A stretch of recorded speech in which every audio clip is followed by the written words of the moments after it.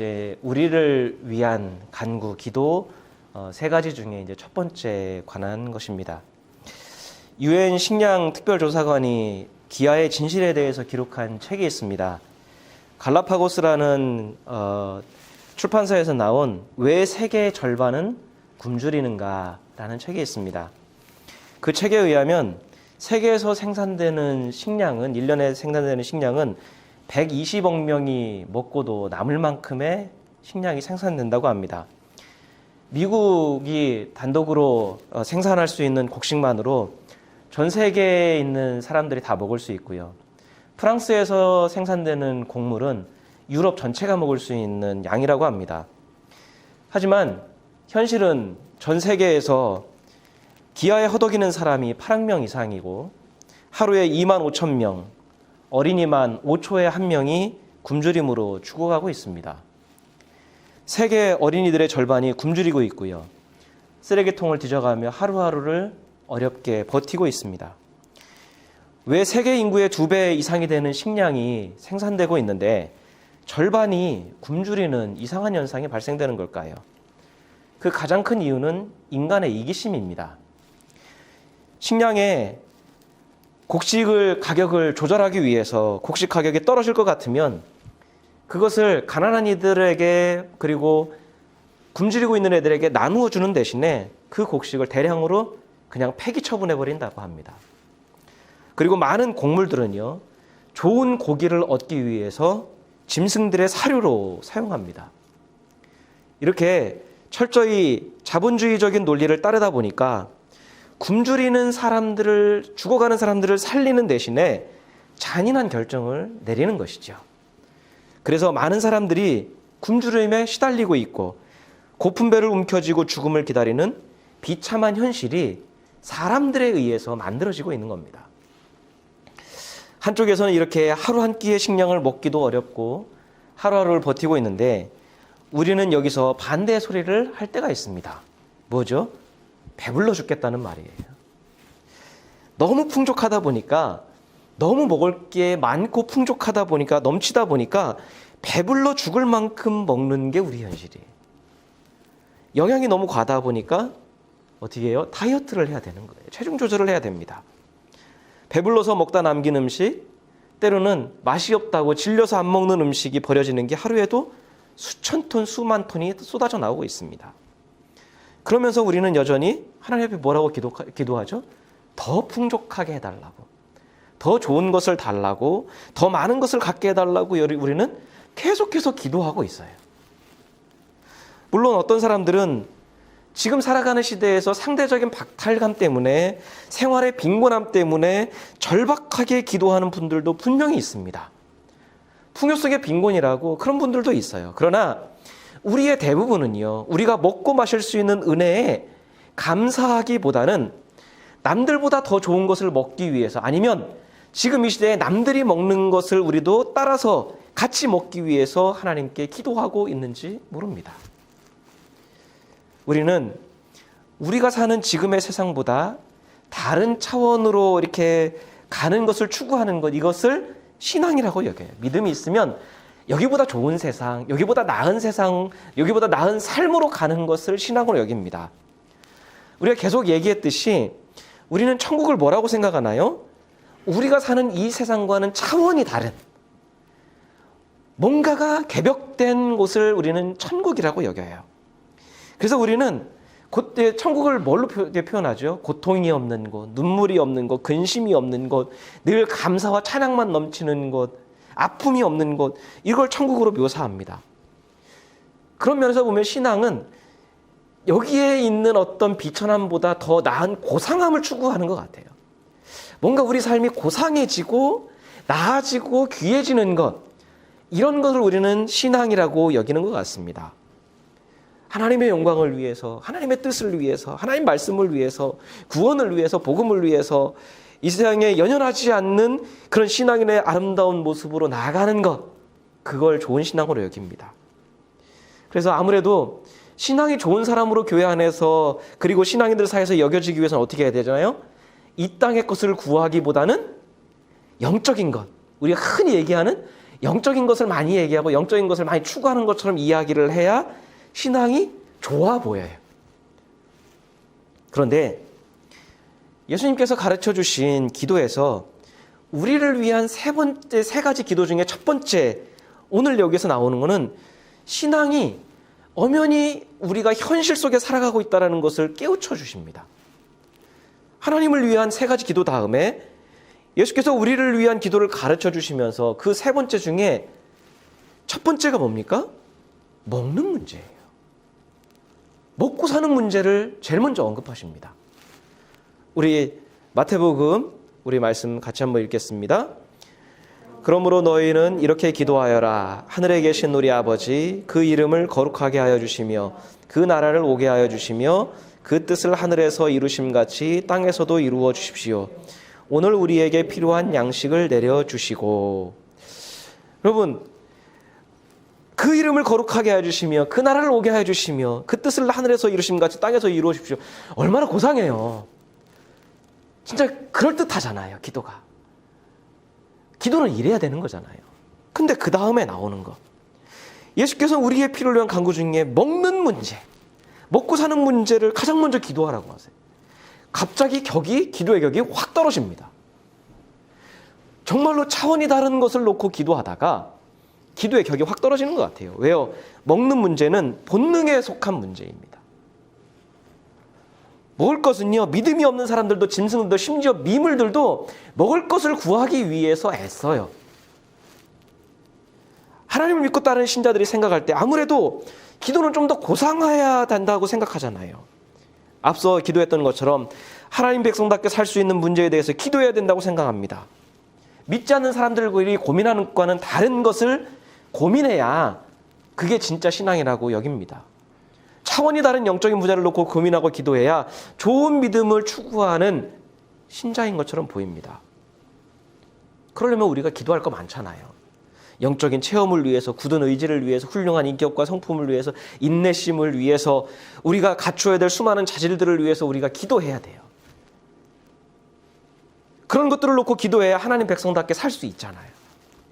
그런데 예수님께서는 첫 번째 우리에게 요구하시는 게 오늘 우리에게 필요한 양식을 주십시오. 이렇게 기도하래요. 너무 기도의 격이 떨어집니다. 기도의 격을 떨어뜨리는 것처럼 보입니다.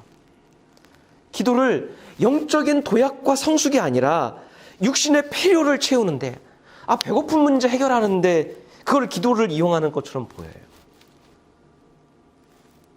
신앙의 차원을 불신자들과 다를 바 없는, 불신자들도 고민하고 있고 짐승들도 추구하고 있는 그것으로 끌어내리는 것 같습니다.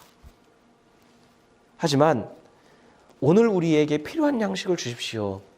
이렇게 기도하는 것을 곰곰이 생각해 보면 우리에게 정말로 필요한 기도이고요. 반드시 기도해야 된다는 것을 깨닫게 됩니다. 하나님께 오늘 우리에게 필요한 양식을 구하는 기도가 전혀 육적인 것도 아니고 세속적인 것도 아닙니다. 어떤 의미에서 보면 이 기도는 가장 영적이고 가장 신앙적인 기도입니다. 왜 그럴까요? 진정한 신앙은 이 세상을 부정하고 이 세상을 떠나는 게 아니라 이 세상을 믿음으로 제대로 살아내는 게 진짜 신앙이죠. 자꾸 여기를 떠나서 뭔가를 가려고 하는 게 아니라 하나님이 주신 이 삶의 현장에서 그거를 제대로 살아내는 게 진짜 신앙이잖아요. 그럼 믿음으로 산다는 것은 이 세상을 떠나기 위해서 노력하는 게 아니라 이 땅에서 하나님이 주신 사명을 감당하기 위해서 인내하고 애쓰는 게 진짜 믿음으로 사는 거잖아요. 근데 우리는 믿음을 자꾸 여기를 떠나게 하는 것, 뭔가 개벽되는 것으로 우리는 자꾸 여긴다라고 하는 거예요. 그러면 우리가 이 땅에서 살아가기 위해서, 그리고 그게 진짜 믿음이라고 한다면 육체는 하나님께서 이 땅에서 우리가 살아갈 수 있도록 주신 선물이에요.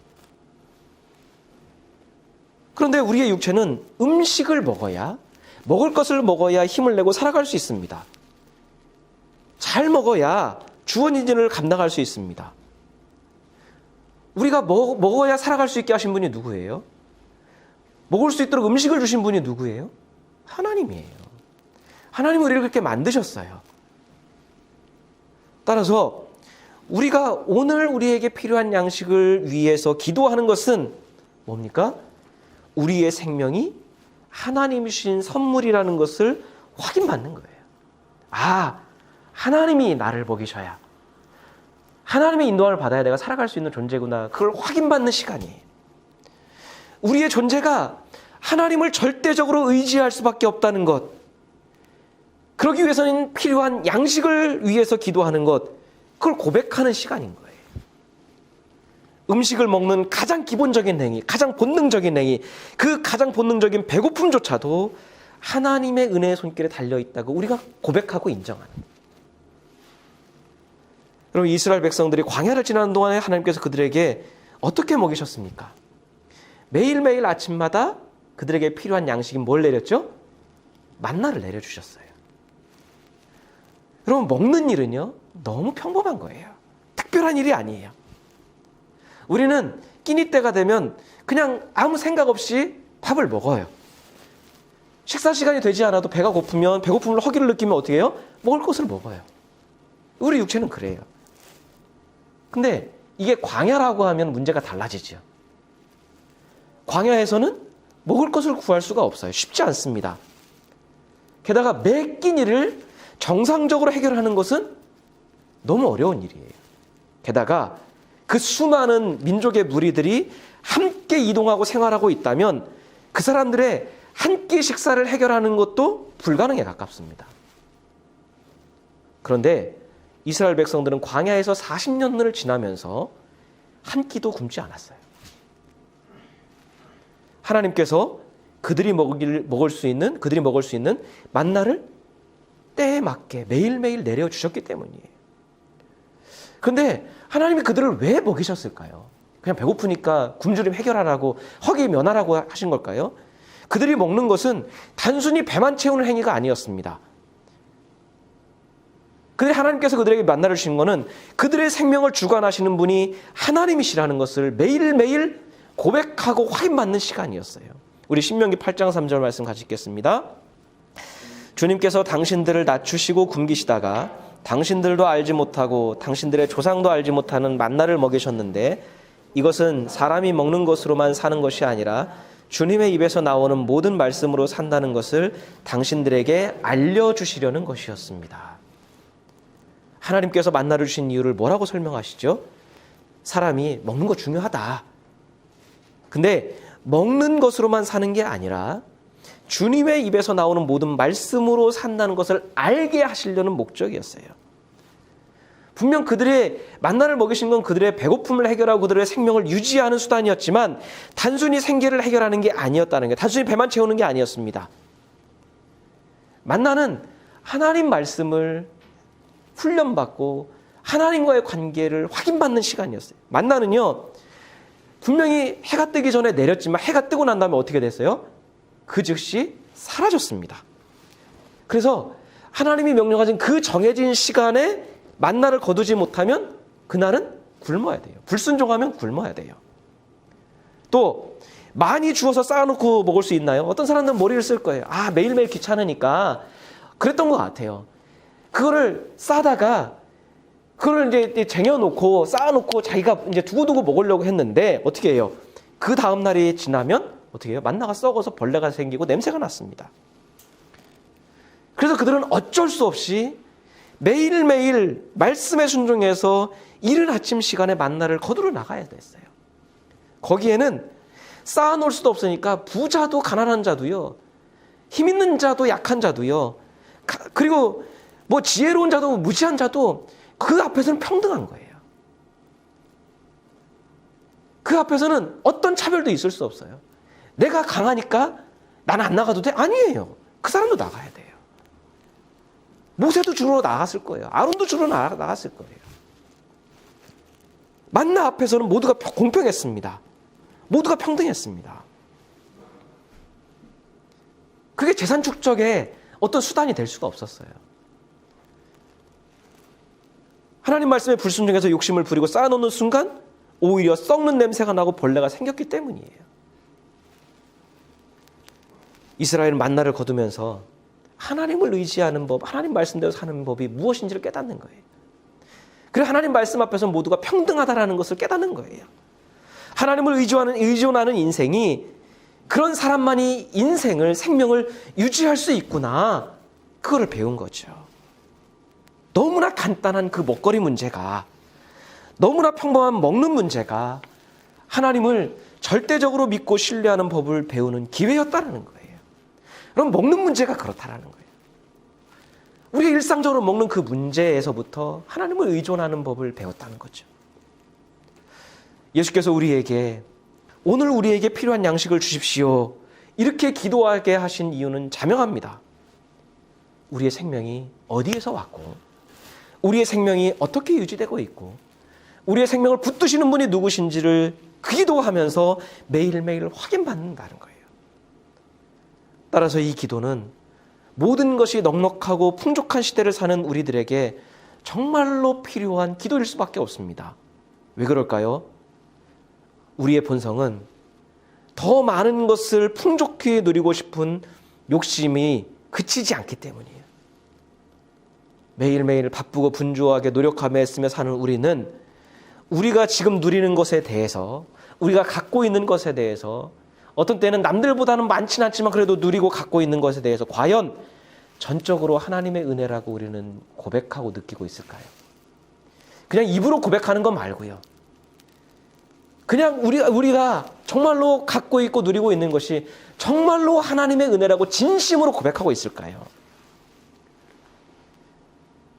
제가 오판일 수 있겠지만 경쟁 시대를 살면서 우리는 어떻게 보면 남들보다 막 이렇게 치열하게 살면서 우리가 가진 것들, 우리가 누리고 있는 것들에 대해서 은연중에 우리는 어떤 생각을 할까요? 나의 노력, 나의 땀. 입으로는 하나님의 모든 것이 은혜라고 말합니다. 하지만 은연중에 우리 마음속에 뭐가 있나요? 그래도 내가 남다르게 살았으니까, 남들보다 더 부지런하게 살았으니까, 남들보다 열심히 노력했기 때문에 얻은 것이다. 그리고 우리가 은연중에 그렇게 생각하잖아요. 가난하고 열악한 환경에 사는 사람들, 뭔가 남의 도움이 필요한 사람들은 어떻게 생각합니까? 그들이 노력하지 않고 게을렀기 때문이다. 물론 내가 부지런하고 남들이 게을렀기 때문에 내가 낫고 그 사람들은 가난할 수 있습니다. 그러나 나와 그 사람들의 기회가 달랐을 것이라는 생각을 해야 되지요. 기회 자체가, 출발 자체가 다른 사람도 많이 있습니다. 아무리 노력해도요, 좋은 기회를 단 한 번도 만나지 못해서 평생을 한숨을 쉬며 살아가는 사람들이 분명히 있습니다. 그리고 점점 많아집니다. 또한 우리가 열심히 노력할 수 있었던 것도 하나님께서 그런 환경을 주시고 깨달음을 주시고 생명과 건강을 주시지 않았다면 과연 가능했냐는 거죠. 그래서 약속의 땅 가나안에 들어가서 풍족함을 누릴 때 모세는 이스라엘 백성들에게 당부하면서 경계해야 될 것이 이것이다라고 이야기를 합니다. 우리 신명기 8장 말씀 같이 읽겠습니다. 오늘 내가 당신들에게 전하여 주는 주님의 명령과 법도와 규례를 어기는 일이 없도록 하고 주 당신들의 하나님을 잊지 않도록 하십시오. 당신들이 배불리 먹으며 좋은 집을 짓고 거기에 살지라도 또 당신들의 소와 양이 번성하고 은과 금이 많아져서 당신들의 재산이 늘어날지라도 혹시라도 교만한 마음이 생겨서 당신들을 이집트 땅 종살이하던 집에서 이끌어내신 주 당신들의 하나님을 잊어버리는 일이 없도록 하십시오. 여러분, 사람의 본성은 나 자신과 다른 사람을 자꾸 차별화하고 싶은 경향이 있습니다. 물질의 많고 적음으로, 힘에 강하고 약함으로, 지위의 높고 낮음으로, 유식함과 무지함으로 사람들 사이에서 내 서열이 어느 정도 있을까? 저 사람은 어느 정도 있을까? 자꾸 사람들하고 자신을 차별화하거나 서열을 매기려고 하는 경향이 있습니다. 왜 그럴까요? 그 생각의 근원이 어디서부터 나요? 이게 내가 이룬 것이라고 여기기 때문이에요. 내가 했으니까 내 노력의 결과 내가 어디까지 왔는가를 자꾸 확인받고 싶어하고 내 노력의 결과가 다른 사람들에 비해서 내가 얼마나 차별화된 사람인지를 확인받고 싶어하는 거예요. 여러분, 우리가 우리의 모든 것이 우리가 늘 입으로 고백하고 믿음이라고 고백하듯이 우리의 모든 것이 하나님께로부터 온 은혜라고 진심으로 믿는다면 어찌 내가 가진 재산이나 지위나 지식을 갖고 사람들의 등급을 매길 수 있을까요? 따라서 주님께서 우리에게 오늘 우리에게 생명에 필요한 것들을 공급해달라고 기도하는 것이 바로 우리에게 필요한 양식을 달라고. 하나님이 모든 것을 주셨고 하나님이 나의 모든 것을 끌어가시고 하나님이 내 삶을 조성하시는 분입니다. 매일매일 하나님 앞에서 나를 내려놓는 거예요. 더불어 우리의 모든 것이 하나님께로부터 왔기 때문에 자칫 그것으로 인해서 교만해지지 않도록. 내가 하면 교만해지죠. 뭐 교만해도 그래 노력했으니까 인정받을 만해요. 교만해지지 않도록 무엇보다 우리가 가진 것을 남들 앞에서 자랑으로 삼지 않고 하나님의 뜻대로 사용할 줄 아는 하늘의 지혜를 깨달으라고 하시는 거죠. 이 기도에서 예수님이 뭐라고 말씀하시죠? 오늘이라고 말씀합니다. 그냥 너희에게 우리에게 필요한 양식 주십시오라고 하지 않고 오늘이라고 분명히 얘기해요. 하나님께서는 우리에게 오늘을 살게 하시는 분이에요. 과거도 어제도 우리의 시간이 아니고 내일도 우리의 시간이 아니라 우리는 매일매일 오늘을 살아가는 존재예요. 우리는 하나님의 은혜로 그저 오늘을 살아갈 수 있는 겁니다. 신앙은 오늘을 하나님의 뜻대로 사는 거예요. 물론 미래를 위한 소망이 우리에게 중요합니다. 하나님께서 우리에게 허락하신 하나님의 나라를, 주님의 때를, 주님의 날을 간절히 바라는 것, 소망하는 것 중요합니다. 하지만 오늘을 믿음으로 살지 않는다면 그런 날은 우리에게 오지 않습니다. 우리의 것이 아닙니다. 여러분, 오늘을 버린 사람이 그런 사람에게 어찌 내일이 있을 수 있을까요? 오늘을 소홀하게 보낸 사람에게 어찌 미래가 있을 수 있을까요? 따라서 우리는 이 기도를 하면서 하나님께서 오늘 우리를 살게 하신 이유를 생각해 보는 거예요. 오늘 하나님이 나에게 오늘 생명을 주셨는데 나는 오늘 무엇을 하고 있는가? 나는 무엇을 위해 살아야 되는가? 하나님이 주신 이 양식을 먹고 내가 힘을 내서 오늘 내가 무엇을 해야 될 것인가? 하나님께서 왜 우리에게 생명을 주셨는지를 깨닫는 거예요. 천국을 간절히 소망한다는 미명하에 오늘을 소홀히 하면 안 된다. 그것을 가르쳐 주시는 거죠. 오늘 하나님께서 우리에게 필요한 것들을 주시고 우리는 그것으로 하나님 백성답게 사는 현실의 뿌리박은, 하나님이 주신 현실의 뿌리박은 그 신앙 영성이 이 기도 속에 담겨 있는 거예요. 그러니 이 기도가 속되거나 육적이거나 세속적인 것이 될 수 없는 거죠.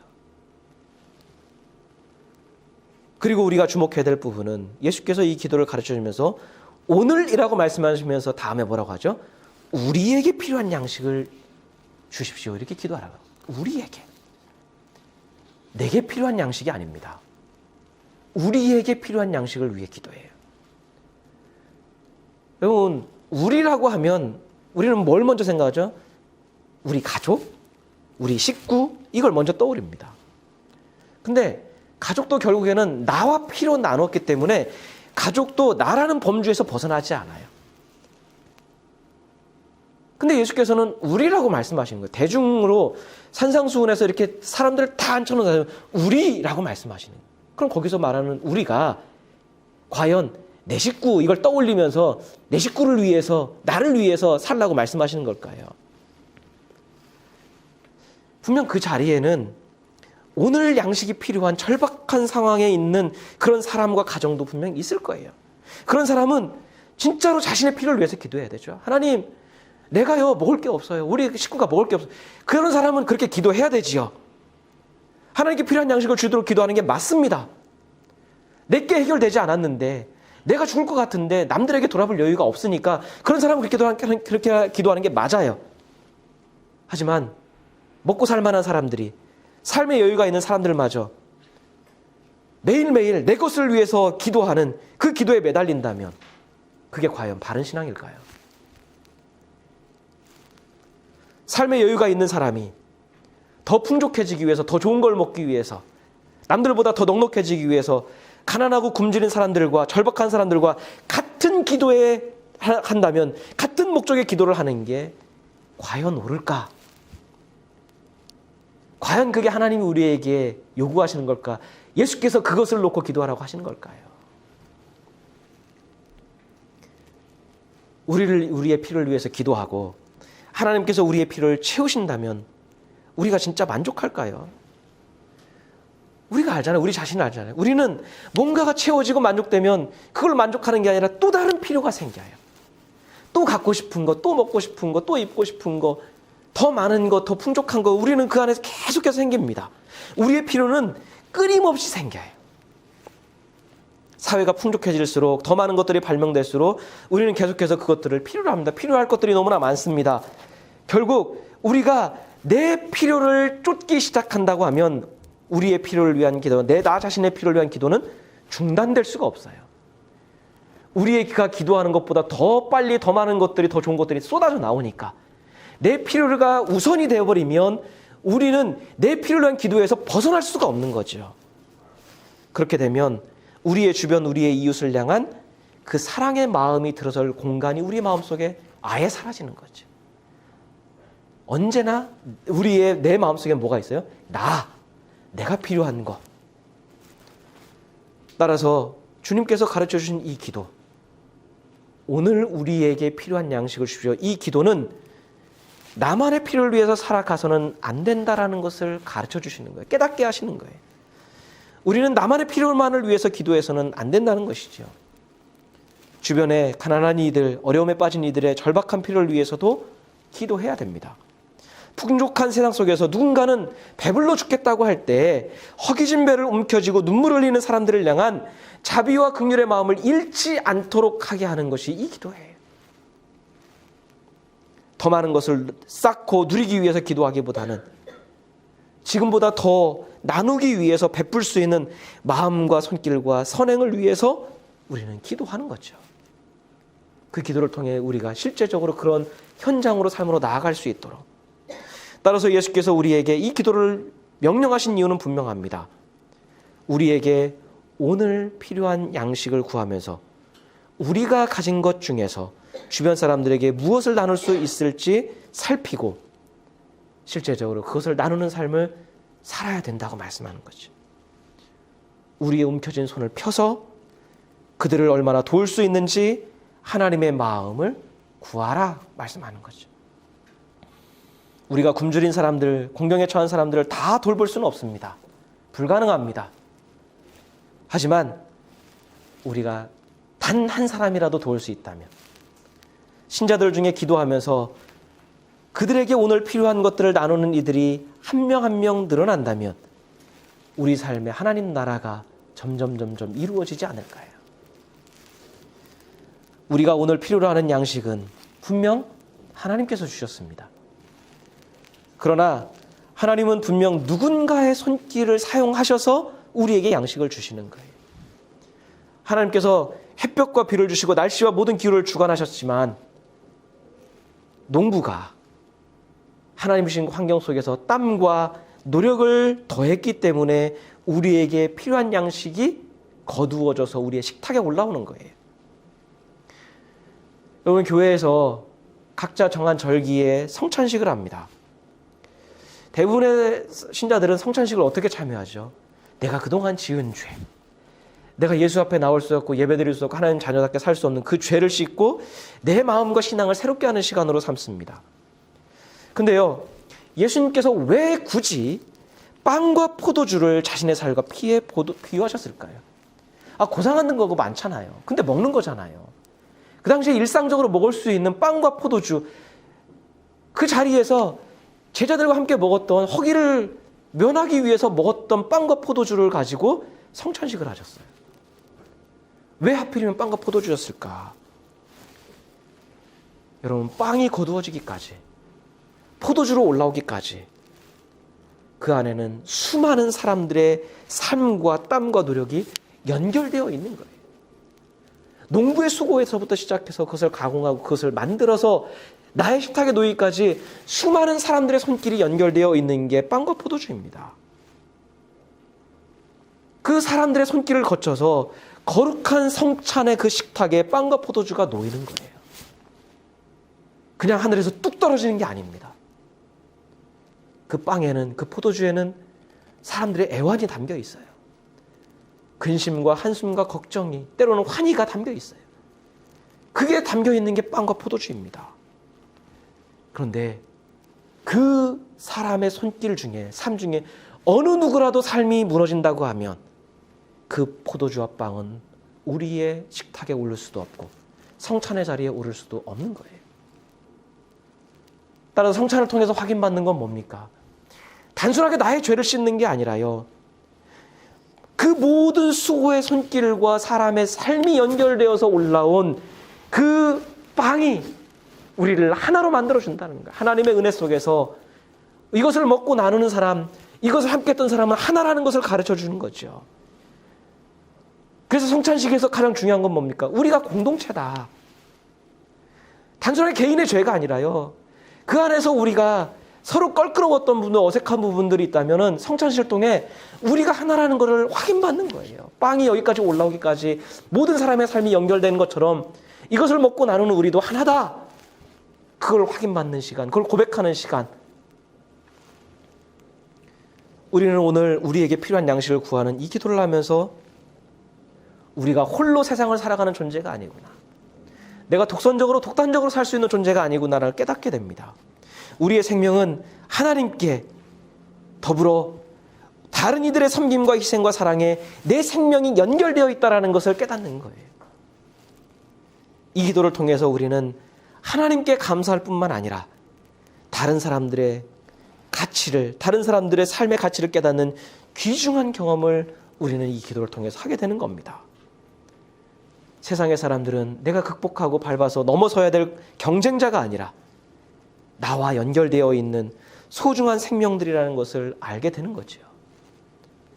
다른 사람의 삶이 무너지면 결국 오늘 우리에게 필요한 양식도 없어질 수 있다는 것이죠. 내 것만 구하는 이기적인 신앙으로는 절대로 하나님 나라를 이룰 수도 없고요, 우리의 오늘 하루 생명도 위태로울 올 수 있고 위협을 받을 수 있습니다. 오늘 우리에게 필요한 양식을 구하는 이 기도는 현실 속에, 우리 삶의 현실 속에 하나님 나라를 세워가는 기도입니다. 오늘, 그리고 우리, 그 바른 의미를 깨달아서 하나님 나라를 살게 하는 영적인 거룩한 기도가 됩니다. 다른 사람이 살아야 나도 산다는 성육신, 그 십자가의 진리를 깨닫는 기도가 바로 오늘 우리에게 필요한 양식을 주십시오라는 기도입니다. 우리는 과연 오늘을 어떻게 보내고 있을까요? 우리는 기도를 하면서 우리에게 필요한 것을 구하고 있을까요? 나에게 필요한 것을 구하고 있을까요? 함께 기도하겠습니다.